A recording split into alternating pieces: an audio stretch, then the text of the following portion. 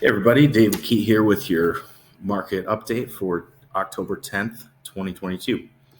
Today we're going to look at national statistics and then zoom into the Central Oregon market. First slide we have is interest rates. You can see they continue to go up. We hit a low in late August of 5%, and here we are a month later, up almost 2% from the lows. This is definitely having an impact on the market. But there are strategies we have for navigating it that are working. Sellers are having to contribute closing costs to help people buy down their interest rate. A consumer does not have to pay 6.7% interest on the mortgage. There's something called an interest rate buy down. They could pay the 5%. Someone has to pay that cost. And typically we're seeing sellers pay that. And it's a win-win because then sellers are getting their house sold and buyers are able to afford the house. Here's home price forecasts from some of the major players for 2023. 1.8% is the consensus. This is our first negative interest rate or price forecast that we've seen on these slides. Here we have the Bend Beacon report. These are single family homes, median price in thousands, ticked up between August and September. Now keep in mind that was when interest rates were down in the fives. So if you're using this as your most recent data point, or if that's what your agent's showing you, you got to keep in mind that interest rates are now 2% higher than all the homes that closed during that time. Same with price per square foot. We did see it go up between August and September, and that's to be expected because the interest rates were down in the fives. Days on market, this is one of our favorite indicators, went up from 15 days to 20 days on market average between the time it was listed to gone pending. Now, the thing we'll see between this slide and the next is that days on market for active listings is much higher than the closed ones. Why is that? Something we've been talking about a lot. Well, there's lots of potential reasons, but one of the reasons is that the ones that close are priced right, they go quick. The ones that are still on the market, they're not priced right oftentimes and sit on the market for much longer.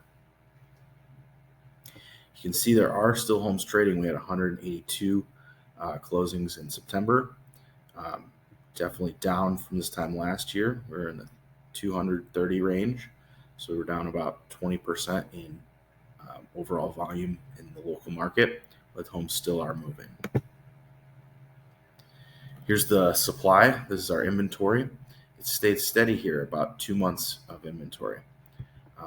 One of the things that's interesting that we're seeing and that people are talking about is that we're going back to a pre-COVID era. So two months is the inventory level for most recent times.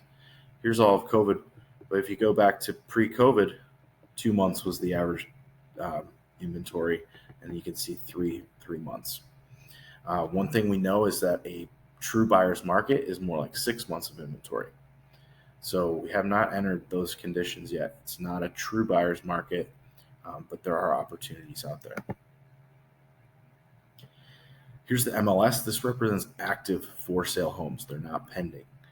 So what we can see here is there's 408 homes on the market, staying pretty steady. Of those 400 homes, 254 have done price reductions.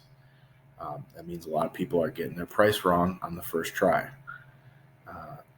Of those people who got the price wrong, the average amount is 8% now.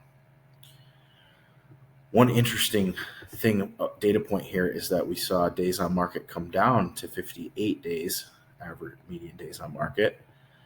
It was up in the 60s.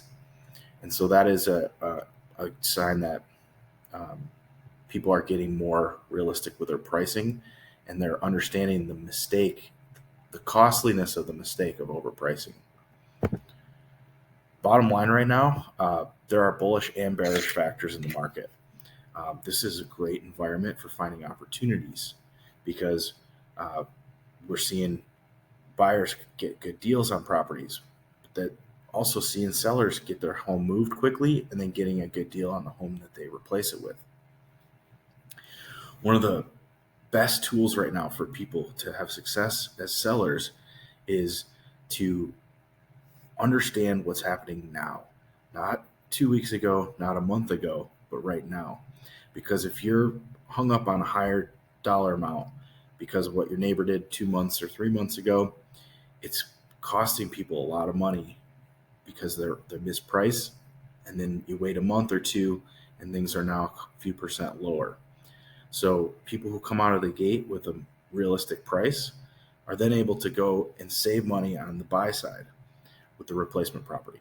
So lots of interesting things happening out here, and this is not a market to be afraid of. It's a market to be looking for opportunity in, and buyers now have the luxury of waiting a little longer and doing more research. And then sellers have the opportunity to take advantage of what's happening when they get into their next property. So if you or anyone you know is having any situations you want to talk through, want to talk about the market, anyone in the Ben Reload team would be happy to help out.